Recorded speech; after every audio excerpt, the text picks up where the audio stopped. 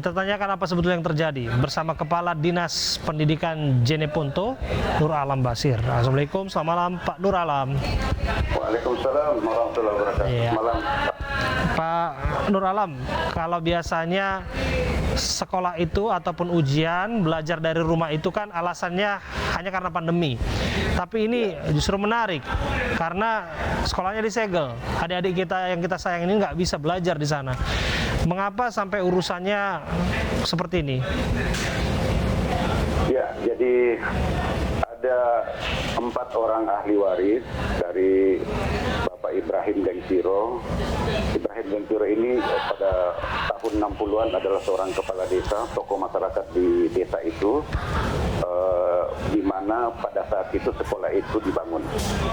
Jadi buat asumsi kita bahwa sekolah itu dibangun pada tahun 1967 pada saat pemilik lahan menjabat sebagai kepala desa, tokoh masyarakat, yang pasti atas persetujuan beliau sehingga sekolah ini dibangun.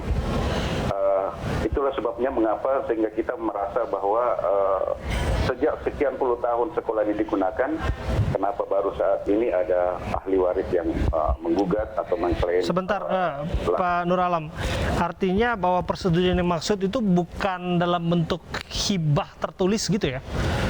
Ya, karena orang tua kita dulu itu kan biasanya tidak menggunakan alat tertulis, tetapi lebih kepada komitmen lisan yang kita pegang. Jadi sah dong sebetulnya bahwa lahan tersebut adalah milik Ibrahim Dengtiro sampai saat ini? Ya, kalau kita perhatikan sertifikat yang ada, memang menunjukkan masih atas nama Ibrahim Dengtiro almarhum. Ya, sampai pada akhirnya ahli waris harus segel gitu. Ini kenapa sampai demikian ya? Karena kan kita tahu adik-adik ini butuh tempat sekolah, di mana peran pemerintah untuk memastikan mereka itu belajar tanpa harus mengalami kendala demikian. Ya, jadi sekira ini memang patut kita sayangkan ya. Masih ada warga yang rela menutup sekolah, kemudian melihat anak-anak kita itu belajar tidak pada tempat.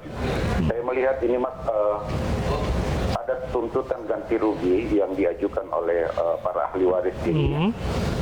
Dan tentu salah alamat kalau ditujukan kepada kami sebagai pendidik, karena kami tidak ada kewenangan untuk melakukan pembebasan lahan. Oke, jadi solusinya apa?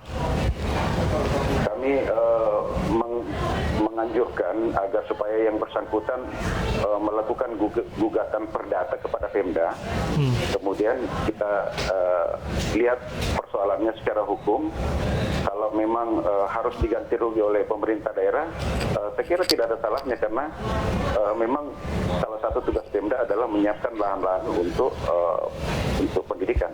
Oke, gugatan yang dimaksud sudah masuk Pak Nur Alam? Belum. Inilah yang kita sayangkan, karena sampai sekarang sekolahnya masih ditutup. Ini sudah 5 hari. Kita terus melakukan pendekatan untuk memfasilitasi para ahli waris ini mengajukan gugatan perdata ke pemerintah daerah. Sejauh informasi yang Anda ketahui, akan difungsikan seperti menjadi apa lahan sekolah ini oleh ahli waris? Sebetulnya tidak ada keinginan apa-apa, hanya tuntutan ganti rugi saja oleh yang diinginkan oleh para ahli waris ini. Dan kami sekali lagi menegaskan bahwa tidak ada ganti rugi lahan pada dinas pendidikan. Oleh karena itu, kalau tuntutannya adalah ganti rugi, maka tentu tidak ada kewenangan pada kami. Silahkan menggugat pada pemerintah daerah ke pengadilan melalui gugatan perdata, kemudian diproses lebih lanjut supaya persoalannya bisa clear. Yang jelas ini proses kan akan berlarut-larut ya, Pak Daeng. Ya, maksudnya ini Pak Nur Alam. Artinya akan seperti apa nanti nasib atau masa depan adik-adik kita ini? Kan nggak boleh selamanya juga, nggak layak juga mereka harus belajar di rumah, harus menjalani ujian dan lain sebagainya. Benar. Sementara ini kami menjajaki kemungkinan anak-anak kita ini akan disekolahkan di sekolah terdekat. Kita akan bagi ada sekolah dengan jarak kurang lebih 1 km dari lokasi sekolah tersebut. insya Allah kita akan gunakan mungkin pada siang hari, sambil terus kita melakukan negosiasi mencari jalan keluar dari persoalan ini.